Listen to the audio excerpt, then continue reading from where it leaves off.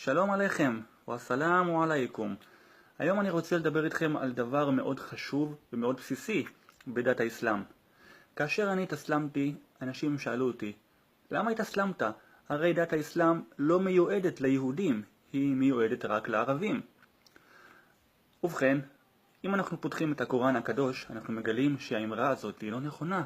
הטענה הזאת היא לא מבוססת, שהרי הקוראן הקדוש שנמצא כאן איתי אומר במפורש, ומה ארסלנקה אילה רחמה ללעלמין. דוברי הערבית כמובן הבינו את המשמעות ואת פירושו של המשפט הזה.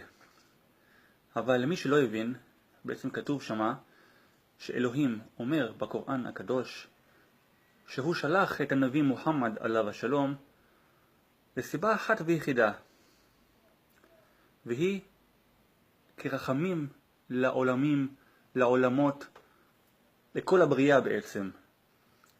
ומה ארסלנקה אילה רחמה ללעלמין. ולא שלחנו אותך, מוחמד, אלא כרחמים לעולמות, כרחמים לעולמים. קשה קצת לתרגם את המילה הזאת, העלמין, אבל אפשר להגיד העולמים, העולמות, הכוונה היא לכל הבריאה, הכוונה היא לבני האדם ולשאר הבריאה כולה.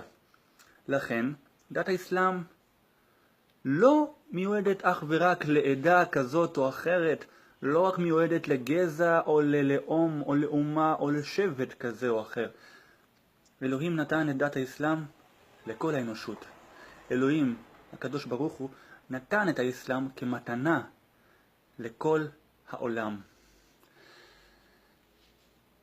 אני רוצה לברך אתכם, שיהיה לכם יום טוב, שלום עליכם, והסלאמו עלייקום ורחמתוללהי וברקת.